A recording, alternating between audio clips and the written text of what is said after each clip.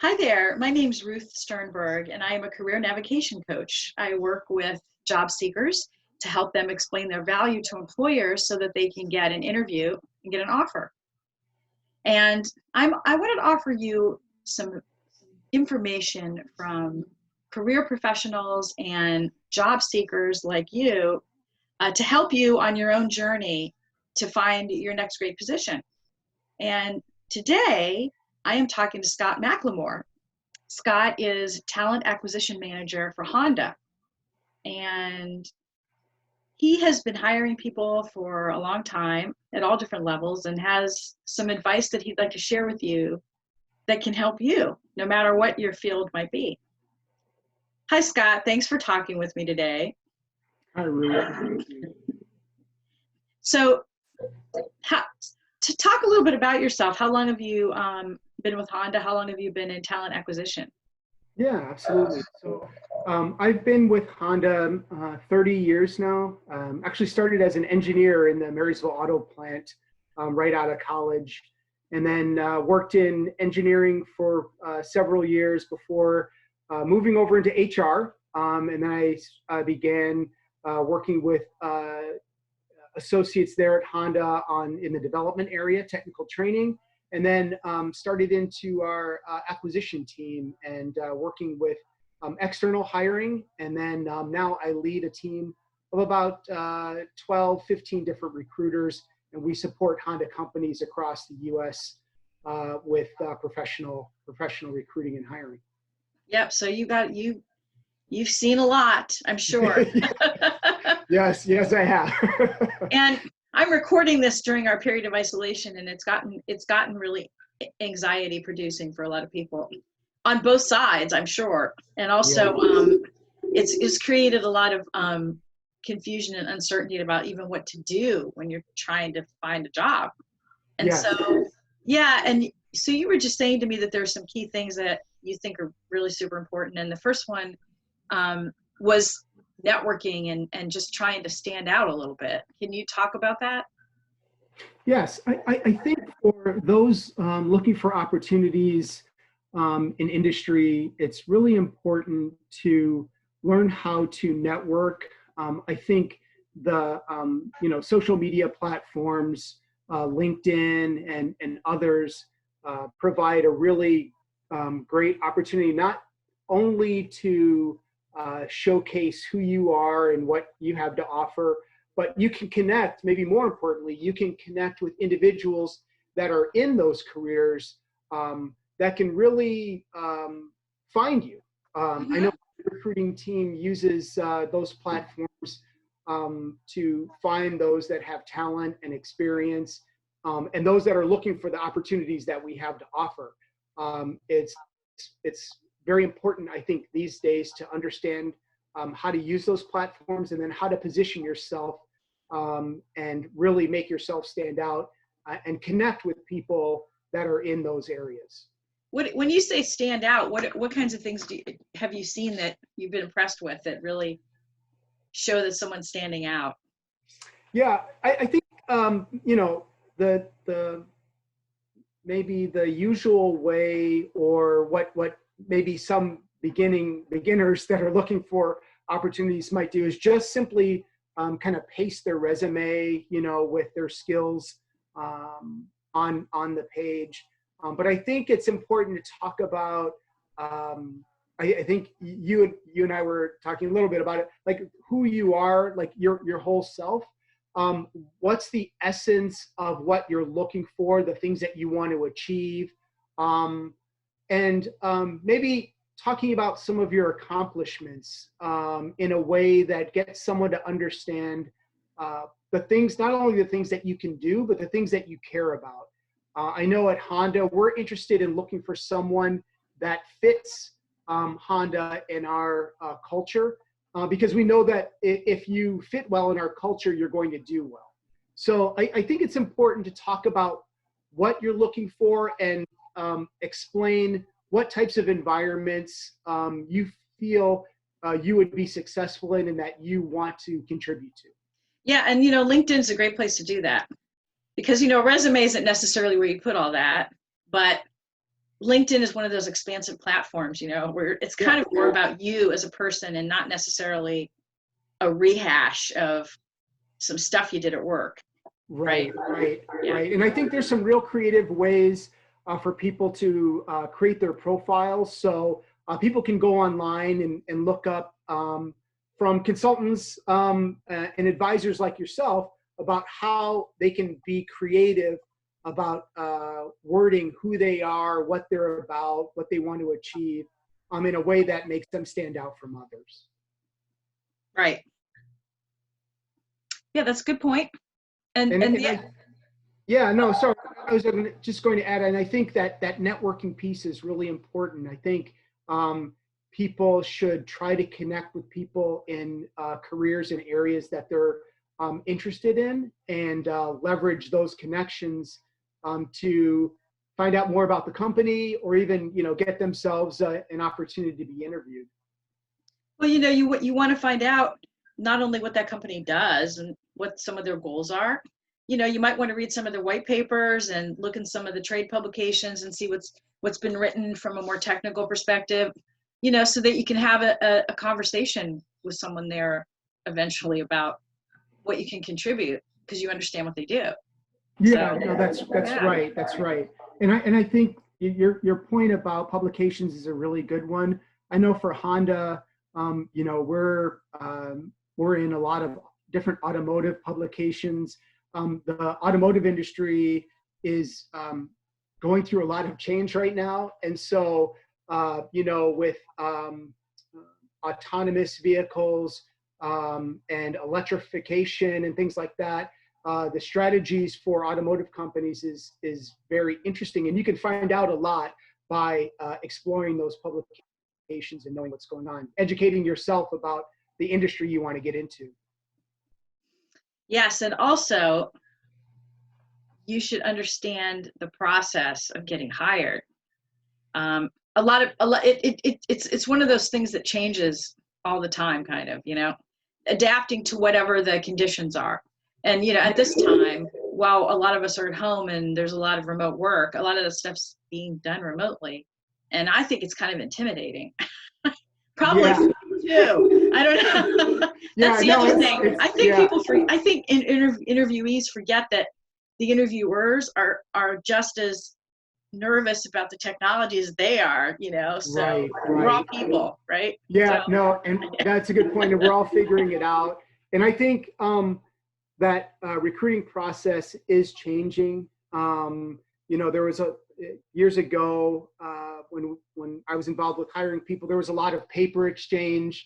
But now, for example, my recruiting team, when they go on a college campus, they're going to be taking iPads, and they're going to be asking students and candidates to fill out information on that iPad. We capture that information. It allows us it's not simply just going paperless and having that information in our database, but we can actually stay in contact with those candidates via email and things like that, and give them updates on what's happening with the company, you know, maybe even what their status in the process is, or, you know, trying to find out more information from them. So there's a lot of electronic information that's gathered now. But in addition to that, companies are shifting over to virtual interviews. So I think it's important for job seekers and candidates to understand what that technology looks like, maybe some platforms, and maybe even practice and understand the tips and tricks around virtual interviews. Some are live and some are actually recorded. So that's all changing. And I think, again, given our new reality with COVID-19, I think there's going to be more of that, and companies shifting more quickly to virtual interviews and things like that. Is it better, do you think, for someone to actually know people at the company versus just applying over and over blindly? Because I've known people who've submitted like 300 resumes to different companies, and they're just waiting and hoping that someone notices them. What does that look like on your side? Do you all tend to pay attention more to people who take the time to reach out and get to know you versus just here's the thing, here's the application, here's another application?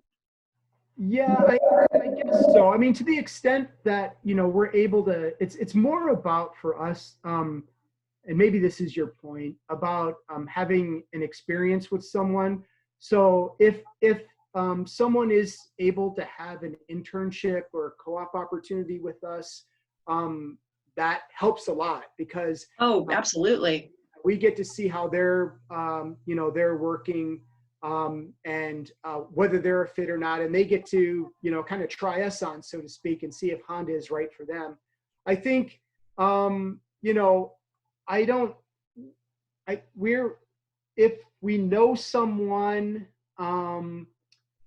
and we know that they have some experience or knowledge in a particular area, I would suppose it would help them. Yeah. If we pick up on that, I guess it's more about understanding their capabilities. So if we know someone and we know those capabilities, yeah, then they might have a leg up on someone that isn't known,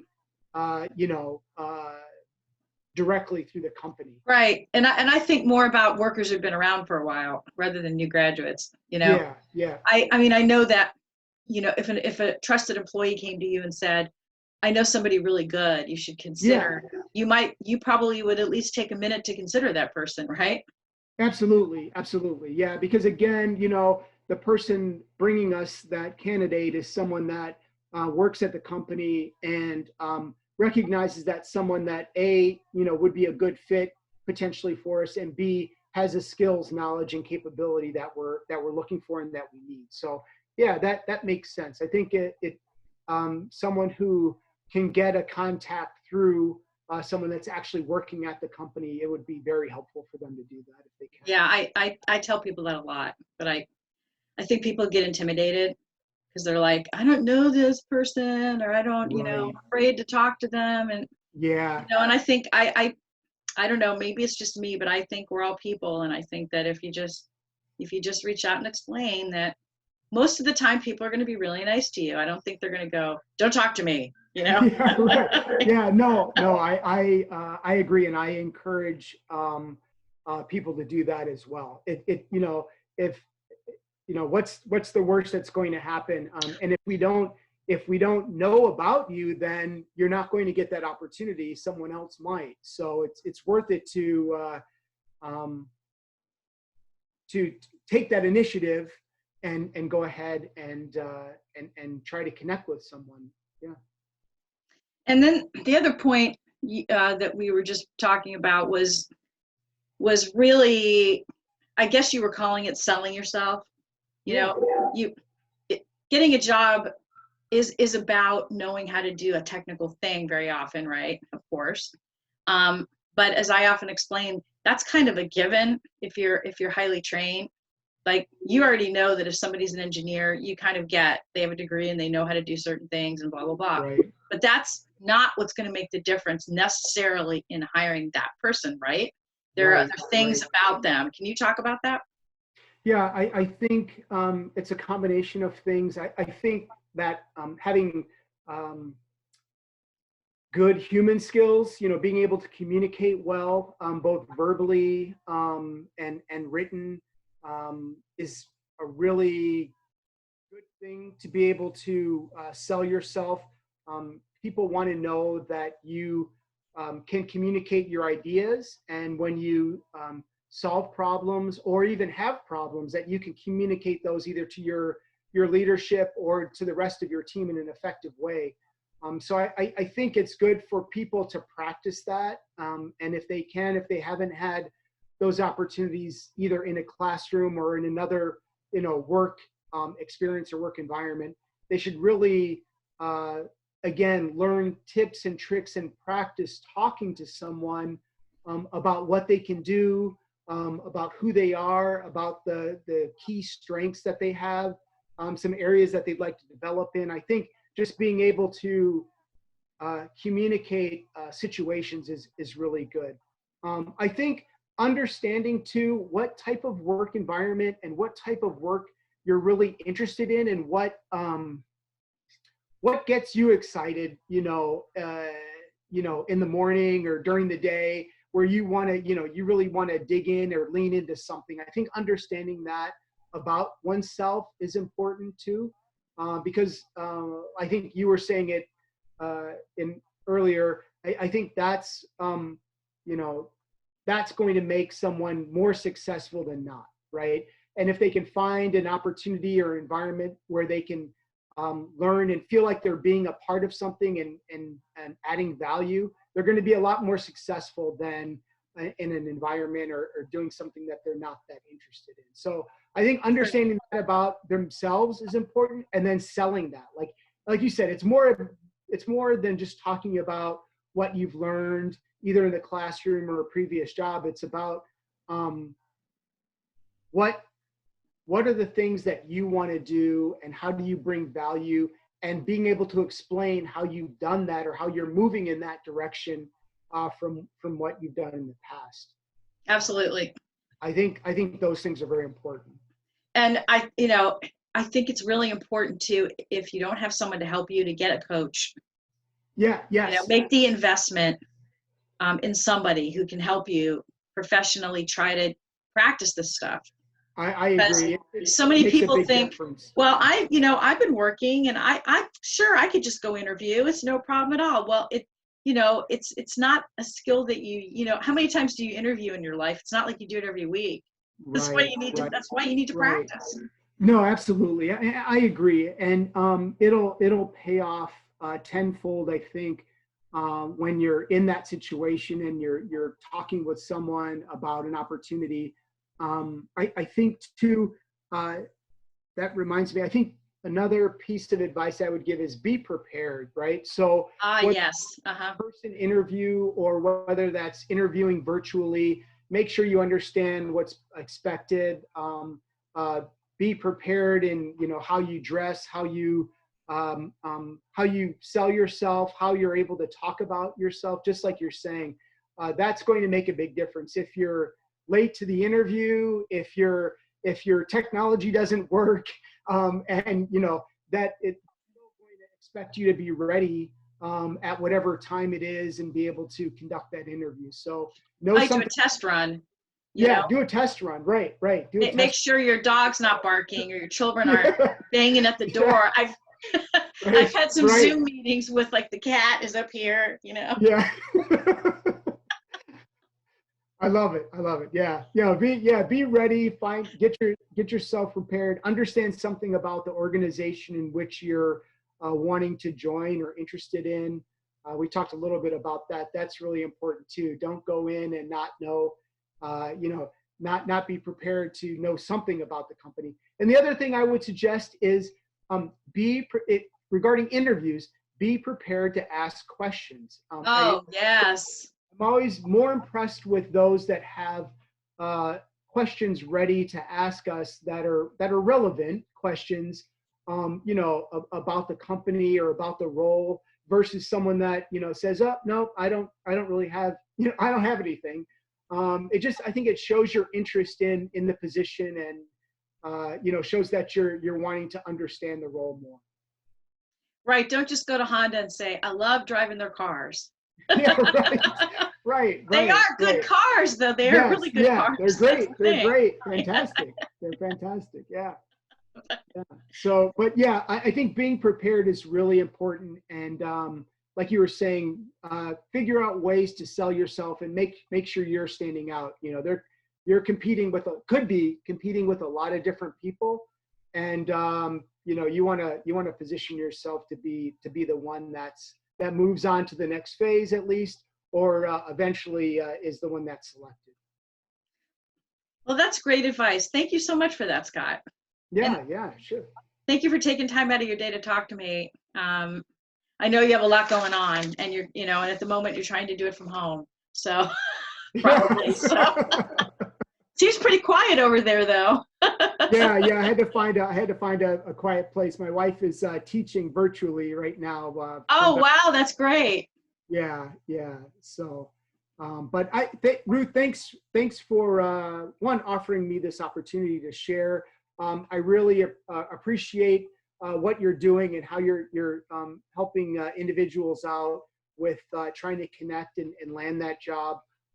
This is an important time as ever to understand how to do that. And despite the situation, I know companies, we're still looking for people. We need people, and it's important that that we have people looking for opportunities and bringing their talents to us. I appreciate that. Thank you. And I couldn't do it without you, though. Thank you so much. Yeah. All right. Yeah, Have a great day. And all of you all right. watching, good luck with your search. Get some help if you need it. And don't worry, it's going to be okay. Absolutely.